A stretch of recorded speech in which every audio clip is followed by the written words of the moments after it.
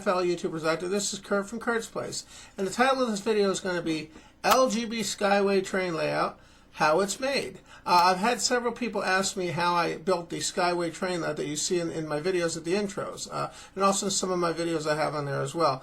One of the things I like to mention is that the LGB train Skyway layout, basically the concept came up about 2 years ago that I wanted to be able to have an LGB train layout in my room that would be above my room, that wouldn't hamper my movement in my room in any way because of the fact I have limited space in my room. So I came up with the LGB train Skyway concept. The problem that I had is I had seen layouts previously that had support structures and things holding them together, but I couldn't have anything attached to the ceiling because the integrity of the ceiling is not strong enough to hold that in my house. So what I came up with is I came up with the 2 islands and 2 bridge concept to build the LGB train Skyway layout. And basically what holds the train Skyway layout together is basically the layout is held up with these shelf brackets. Basically each one of the islands has 2 of these shelf brackets. The shelf brackets are approximately 6 feet high, and basically each island has 4 of them. On the end of the islands, on each of the islands, these brackets are turned side to side and basically held together like this with brackets that run side to side. I have the braces running here, like I'm going to show you. Basically the islands have the braces running here, and then this locks in with the island. And then what the island basically has is, to hold this whole layout together,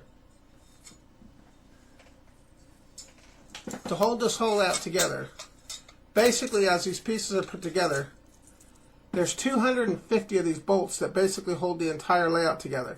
What I do is I put the bolts through here, and then that holds the layout together. Basically, there's over 250 bolts that hold the layout together. And as far as the actual bridges are concerned, the actual islands that you see in the distance in the videos, those are basically plywood that's supported on top of these metal brackets, like this. Very similar to that, just supported right on top.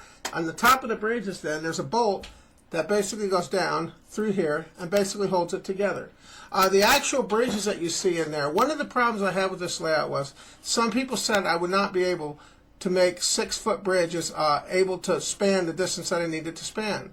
So what I ended up doing is I basically had 2 6-foot pieces that run side by side, on side to side, and then basically then there's a piece of wood that goes in between.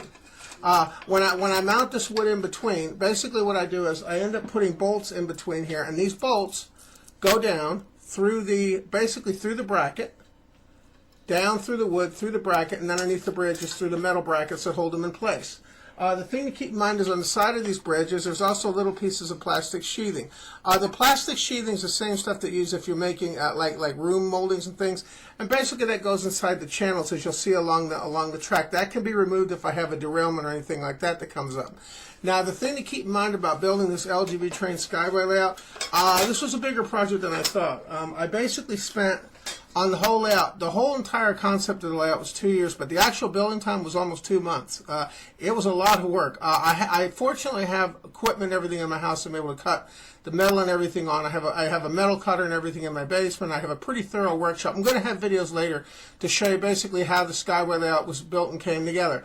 The thing to keep in mind is that the actual build time for the Skyway layout, to build the actual, cut all the metal pieces and everything, took about a month or so to build all those. But then after I had all those built, I basically had to assemble the layout and make sure that everything worked. The actual leveling, hardest part of this layout was basically getting the islands to line up with the bridges, and that was a pretty major undertaking. Once I basically had that in place, I had all the bridges and everything assembled, on the islands and everything assembled. The train and everything was working fine. Basically what I had to do then is I had to take the entire layout apart, and then I basically had to paint it. And what I ended up using to paint that was, I basically used this Rust-Oleum 2X Ultra Cover paint that works very, very well. It took 6 cans of this to paint the layout. The actual painting time of the layout alone was over a week just to paint the layout because there were so many pieces. Total pieces that I had of these metal brackets, when I got done, the total pieces, there were over 60 of these metal brackets that comprised the entire layout, both on the bottom and on the top and on the islands themselves. You can't see the entire structure because some of it's actually behind the arcade machines, but there's a structure that goes all the way down to the floor, and then there's additional brackets on the bottom that have to be down there to keep the layer integrity in place because of the fact that it's so high. The thing to also keep in mind is once I got the layout done, I basically had to wire the transformers and everything that you see in the photos in there. The actual wiring of the transformers and building of the control panel, that was approximately a 1-week project to get that basically built and wired up. If you notice in the videos, you'll see the train that's currently running around the layout. It's basically just an LGB starter set that I bought.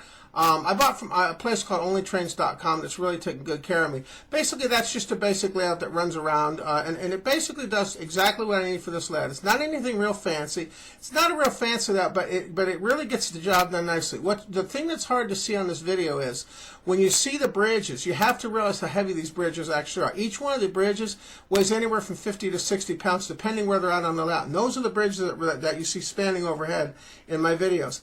On the back side of the bridge, what you can't see is when the train goes around the back, when it goes around the backside towards the window, there's actually a section in there where the track actually splits apart and goes back together.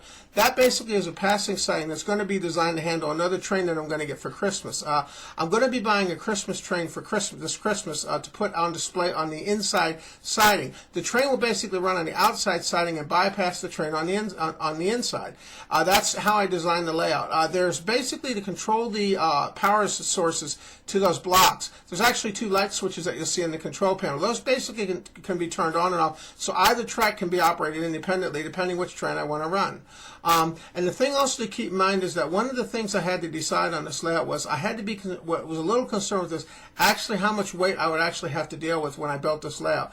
The actual total weight came out to be over 200 pounds. It turns out that my floor and everything was able to handle that weight okay because of the fact that I had such a fairly long area to put the train layout in. Basically now, because I built the layout so well, when I go in to use the train layout, I can just walk right underneath the bridges and I don't have any problem.